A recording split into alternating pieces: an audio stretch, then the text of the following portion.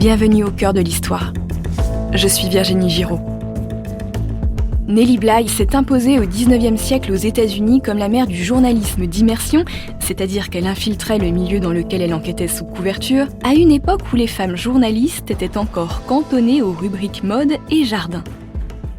Internée dans un asile d'aliénés, ouvrière sous couverture ou tour du monde en moins de 80 jours, elle a démontré qu'une femme pouvait agir avec autant de panache et d'indépendance qu'un homme.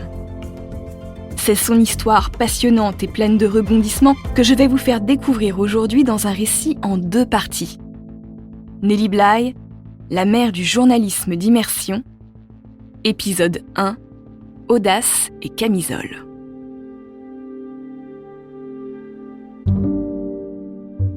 Nous sommes à New York le 22 septembre 1887.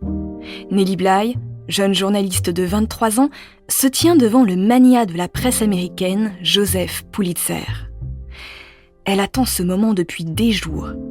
Il faut dire qu'elle a lourdement insisté pour être reçue par le propriétaire du célèbre New York World, le plus prestigieux journal du pays. C'est ici qu'elle veut travailler, et pas ailleurs. Le mince rédacteur en chef à la barbe noire fournie la dévisage derrière ses lorgnons. Ça fait un moment qu'il veut faire un long papier sur les secrets de l'asile pour femmes de Blackwell's Island, situé dans l'East River.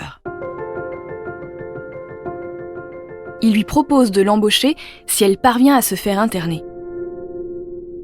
Nellie est un peu décontenancée, mais pas question de le montrer. Elle demande seulement comment Pulitzer la fera sortir une fois qu'elle sera internée. Il lui répond qu'il ne sait pas.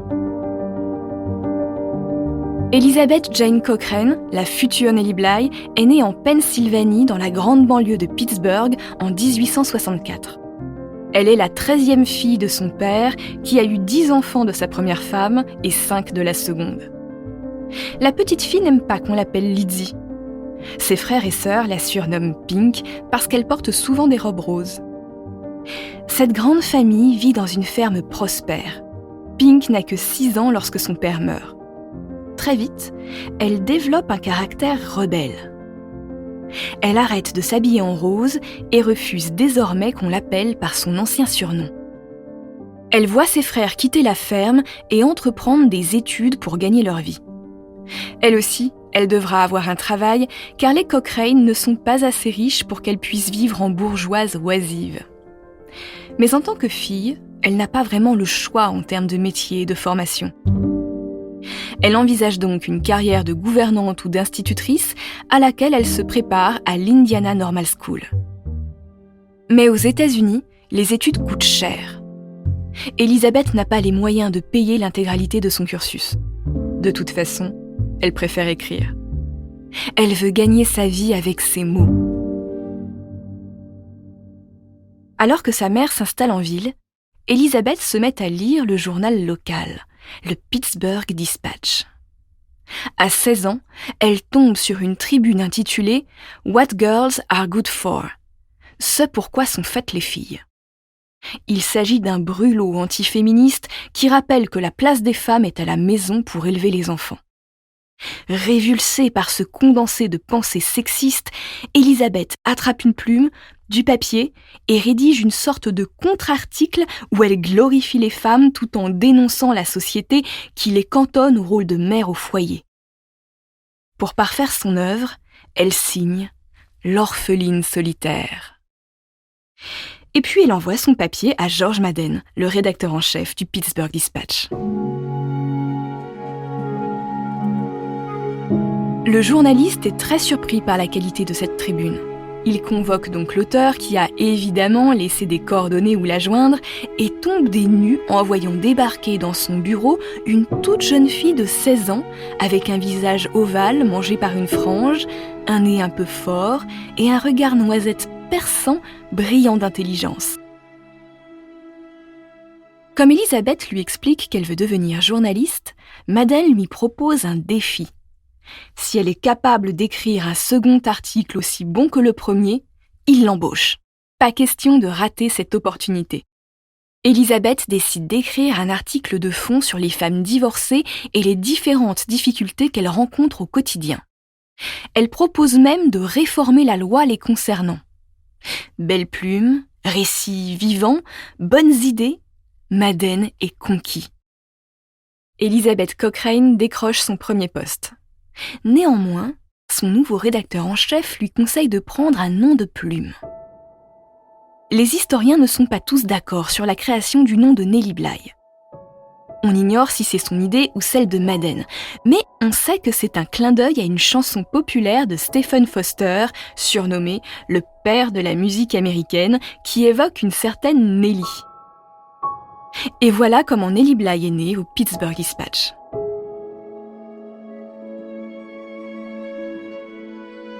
Nellie découvre l'atmosphère des salles de rédaction remplies d'hommes qui brassent des feuilles et des encriers en fumant leurs pipes ou des cigarettes. Elle refuse de se conformer à leurs attentes en écrivant de petits papiers sur des sujets futiles qu'on attend d'une consoeur. Elle se fait une spécialité de la condition féminine et du monde du travail ouvrier.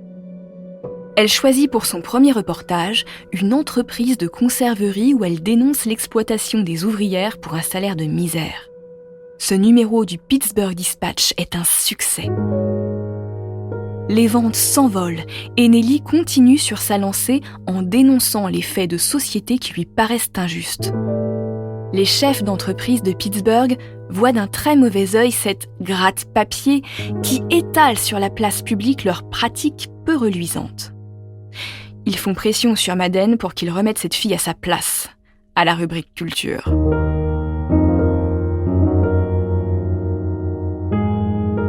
Mais à 20 ans, Nellie est encore plus indocile qu'à l'adolescence. Elle supplie Madden de lui laisser faire un reportage en immersion dans une entreprise de fil de fer où elle se ferait embaucher comme ouvrière.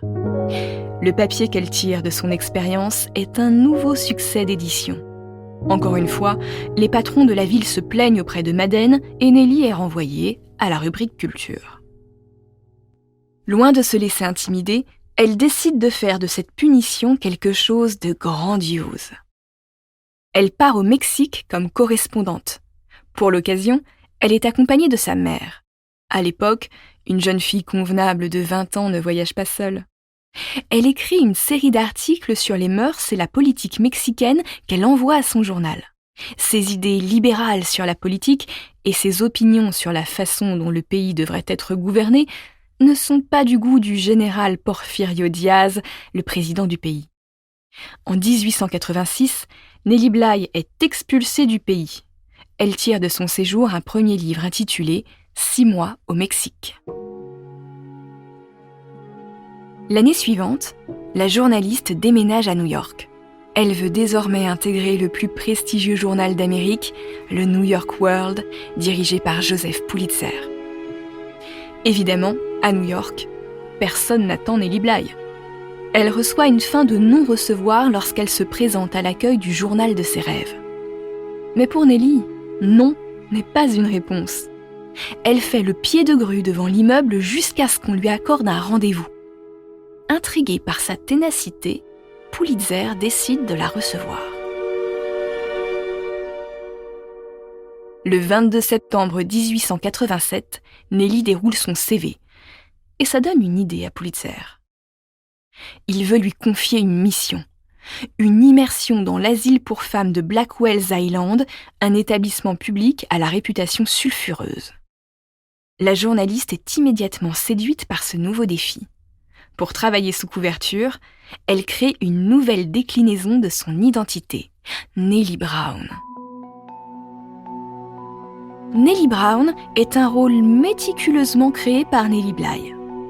Il s'agit d'une jeune fille à l'esprit triste et dérangé, sans famille. Dans l'espoir de se faire interner d'office par la police ou des médecins, Miss Brown loue une chambre dans une pension pour travailleuses située au 84 de la 2e avenue à New York. Une fois dans la pension, Nellie s'évertue à agir de manière inquiétante. Elle a un drôle de sourire figé sur le visage en permanence. La nuit, elle refuse de dormir, pleure bruyamment et tient des propos incohérents. Elle répète qu'elle veut retrouver ses coffres. De quoi s'agit-il ? Personne ne le sait, pas même elle. Déconcertée par le comportement de sa pensionnaire, Madame Stannard, la gérante, finit par appeler la police. Nellie Brown est présentée en urgence à un juge dans la nuit. Elle continue à tenir son rôle dans l'espoir de se faire interner par décision de justice. Mais le juge la prend en pitié, cette pauvre fille lui rappelle sa petite sœur. Nellie rentre à la pension toujours libre. Elle se remet à pleurer de plus belle tout en continuant à tenir des propos invraisemblables. Cette fois, la gérante appelle une ambulance. Nellie est emmenée dans une camionnette chez un médecin qui décrète qu'elle a consommé de la belladone, une plante toxique. C'est évidemment faux, mais Nellie accepte de jouer la carte de la droguée. Le médecin ordonne son internement à l'asile d'office. Nellie est ravie. Le dimanche 25 septembre 1887, la journaliste sous couverture est enfin conduite à l'asile pour femmes situé sur l'actuelle île Roosevelt au milieu de l'East River. Il s'agit d'une grande bâtisse néoclassique grise avec une tour surmontée d'un dôme entre deux corps de logis au milieu d'arbres chétifs. Le bâtiment pourrait être majestueux s'il n'était pas en mauvais état. Nellie continue de jouer son rôle. Elle arrive à l'heure du repas. Elle découvre des femmes assises sur des bancs sans dossier, l'air hagard et brutalisées par des infirmières à l'air sadique. La journaliste se rend compte que les rations sont maigres. Une tranche de pain, des pruneaux et une eau à la couleur mal définie qu'on qualifie de thé. En furetant, elle s'aperçoit que les cuisines sont pleines d'une nourriture saine et suffisante qui n'arrive jamais dans les assiettes des aliénés. Elle s'efforce de mémoriser chaque détail, car son carnet de notes lui a été confisqué. Elle n'a pas conscience que sa descente aux enfers vient de commencer.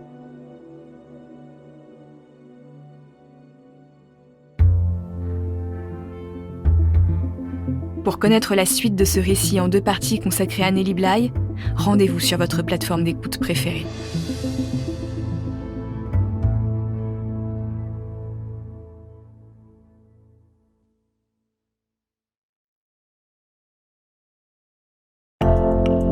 Bienvenue au cœur de l'histoire. Je suis Virginie Giraud. Dans le premier épisode de ce récit consacré à Nellie Bly, l'adolescente de Pittsburgh s'est imposée comme journaliste d'immersion en Pennsylvanie. À 23 ans, elle rêve d'intégrer le New York World, le prestigieux journal de Joseph Pulitzer. Avant de l'embaucher, celui-ci la met au défi de se faire interner dans un asile pour femmes afin d'en tirer un reportage en immersion. Nellie accepte sans savoir comment son rédacteur en chef pourra l'en faire sortir. Épisode 2. Une vie d'aventure. Nous sommes le 25 septembre 1887. Nellie vient d'arriver à l'asile de Blackwell. Elle observe les patientes et les infirmières autour d'elle dans la salle de réfectoire et comprend vite que celles-ci sont des indigentes et des laissées pour compte de la société. Mais les infirmières pourraient être des leurs. Elles exercent un métier mal payé et peu reluisant réservé aux femmes pauvres. La barrière qui sépare les patientes des soignantes est fine. Après le repas, Nellie est emmenée dans une salle de bain. Une infirmière peu avenante lui demande de se déshabiller complètement. L'infirmière l'oblige ensuite à entrer dans la baignoire d'eau glacée pour faire sa toilette. Une autre patiente, au regard éberlué, qui se parle à elle-même, est censée la récurer. C'est un véritable supplice. Nellie sort de la baignoire tremblante de froid. On lui tend des sous-vêtements sur lesquels elle peut lire les initiales de l'établissement. La journaliste découvre ensuite sa chambre. Une cellule mal isolée, balayée de courants d'air. Elle se plaint car elle ne trouve pas normal qu'on ne lui offre pas des conditions de vie décentes puisque l'établissement est financé par l'État. L'infirmière la rabroue. Elle devrait montrer sa gratitude plutôt que de jouer la princesse. Après sa première journée à l'asile, Nellie, sans dévoiler sa couverture, recommence à agir normalement. Ici, tout ce que les patientes peuvent faire est pris pour un acte de folie. De toute manière, les traitements sont si rudes qu'une personne saine d'esprit ne le resterait pas longtemps. Les infirmières sont d'une perversité sans nom. Elles se plaisent à humilier les patientes et à les rouer de coups, parfois jusqu'à la mort. Les aliénés les plus problématiques sont attachés entre elles pour qu'elles ne puissent pas se déplacer. Les médecins, quant à eux, sont incompétents ou négligents, voire les deux.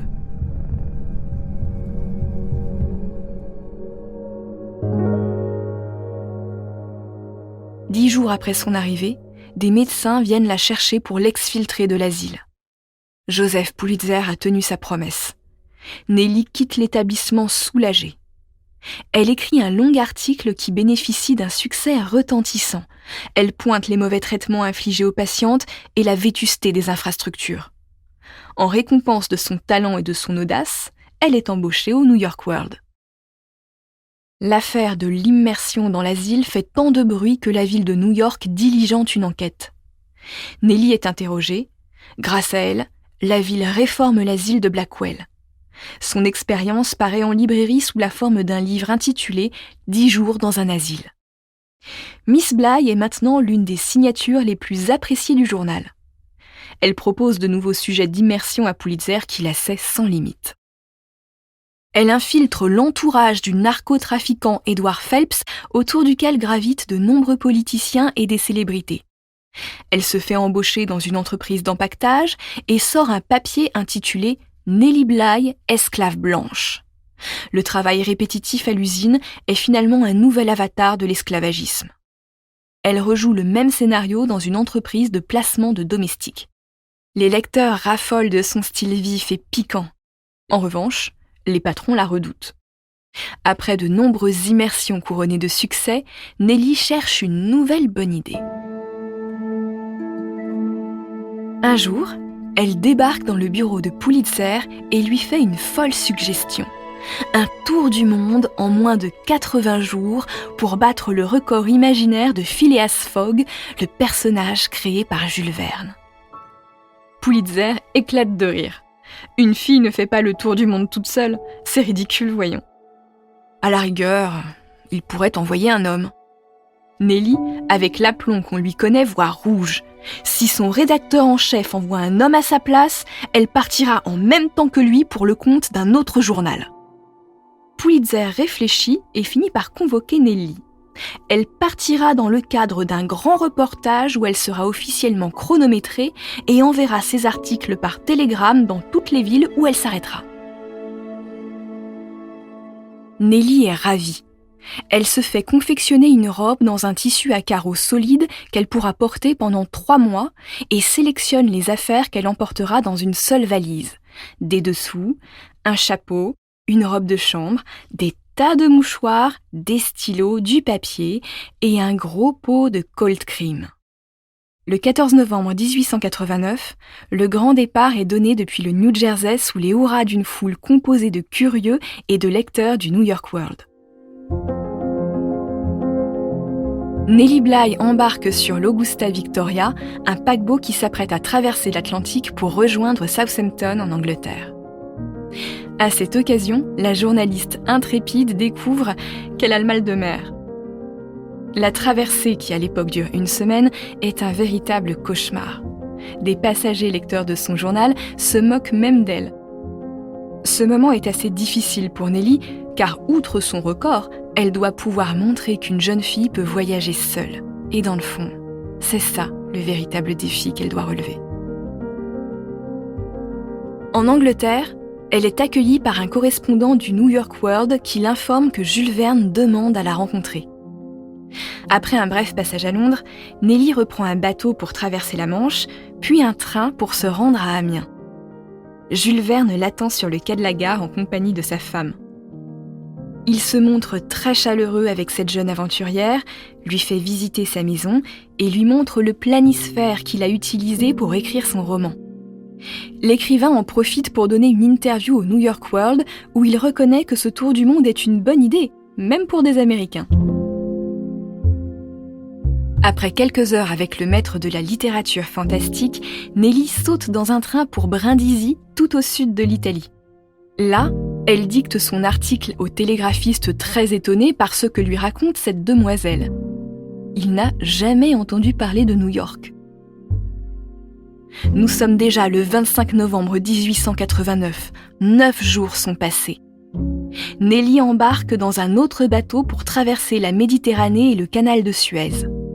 Son odyssée devient très populaire. Les passagers font courir le bruit qu'elle est une riche héritière qui voyage avec pour tout bagage une brosse à cheveux et des billets de banque.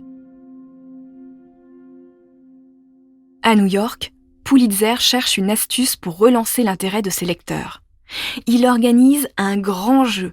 Les acheteurs du journal peuvent parier sur le temps que mettra Nelly à faire le tour du monde à la seconde près. Le gagnant remportera un voyage en Europe. Jusqu'à 600 000 lecteurs par jour suivent désormais les pérégrinations de la journaliste. Alors qu'elle se trouve bloquée à Hong Kong, Nelly découvre qu'un autre journal, le Cosmopolitan Magazine, lui a donné une concurrente en la personne d'une certaine Elizabeth Bisland. La rumeur raconte que cette journaliste jouirait de passe-droit qui lui permettrait de faire partir n'importe quel bateau depuis n'importe quel port selon son bon vouloir. Nelly est affligée car le mauvais temps retarde sa traversée du Pacifique. Celle-ci a tout de même lieu par gros temps. Alors que Nelly vomit tripes et boyaux, le capitaine du bateau lui promet de faire tout son possible pour rallier San Francisco dans les meilleurs délais. À la mi-janvier 1890, elle retrouve enfin le sol de son Amérique adorée. Elle monte aussitôt dans un train Pullman affrété spécialement pour elle par le New York World. La locomotive prend tous les risques pour le record de Miss Bligh. Elle passe même sur des ponts branlants qui risquent de s'écrouler. Mais l'audace s'avère payante. Nelly arrive dans sa gare de départ dans le New Jersey le 25 janvier 1890, soit 72 jours, 6 heures, 11 minutes et 45 secondes après son départ. La foule en délire salue la victoire de la journaliste qui a battu Phileas Fogg, mais aussi Elizabeth Bisland qui a fini par déclarer forfait. À nouveau interviewé, Jules Verne célèbre la victoire de la demoiselle. Il n'avait jamais douté de son succès que son intrépidité laissait présager. Nelly Bligh est devenue une héroïne pour l'Amérique. Ses fans s'arrachent ses portraits en robe à carreaux. La journaliste savoure ce bonheur en attendant une nouvelle aventure inattendue pour une farouche indépendante, le mariage. En 1895, Nelly a 31 ans. Elle tombe amoureuse du millionnaire Robert Seaman, un industriel spécialisé dans la fabrication de bidons métalliques. Il a 73 ans. Elle quitte le journalisme et s'investit à ses côtés dans son entreprise. Nelly devient patronne par procuration. Elle est pétrie d'idéaux et de tout ce qu'elle a appris en immersion dans des usines. Elle veut améliorer les conditions de vie de ses ouvriers. Outre de bons salaires, ceux-ci bénéficient désormais d'une bibliothèque et d'un centre de loisirs pour leurs enfants. Ces belles années ne durent pas longtemps. 9 ans plus tard, Nelly est veuve. À 40 ans, elle se sent prête à diriger l'entreprise que son mari lui a léguée. Elle participe même au dépôt du brevet de nouveaux bidons de lait empilables. Mais être dirigeant d'entreprise ne se décrète pas. Nelly ne voit pas que ses directeurs détournent de l'argent et l'usine fait faillite. Pour fuir ses créanciers, elle s'installe au Royaume-Uni où elle reprend son métier de journaliste en couvrant le phénomène des suffragettes. En 1914, elle devient correspondante de guerre pour le New York Evening Journal. Elle est la première femme reporter à se rendre sur un champ de bataille. Nelly Bligh meurt à 57 ans en 1922 d'une pneumonie. Ses confrères lui rendent hommage en la désignant dans sa nécrologie comme la meilleure journaliste des États-Unis. C'est la fin de ce récit en 2 parties consacré à Nelly Bligh. Merci de l'avoir écouté. Ce récit a été réalisé en partenariat avec Madame Figaro. Abonnez-vous au Cœur de l'Histoire sur votre plateforme d'écoute préférée pour ne manquer aucun épisode et suivez-nous sur Twitter, Instagram et TikTok pour avoir accès à des contenus inédits. Au Cœur de l'Histoire est un podcast original Europe 1 Studio produit par Adèle Imbert. Je suis l'auteur du récit que vous venez d'écouter. La direction artistique est assurée par Adèle Imbert et Julien Tarot. Cet épisode a été réalisé par Clément Ibrahim. Camille Bichler est chargée de production. Julien Tarot a composé la musique originale ainsi que les musiques additionnelles avec Sébastien Guidis. Kelly Decroix est chargée de la communication et Héloïse Berthil de la diffusion. Sidonie Mangin a créé la nouvelle identité visuelle d'Au cœur de l'histoire et vous pouvez donc nous laisser des étoiles. À bientôt.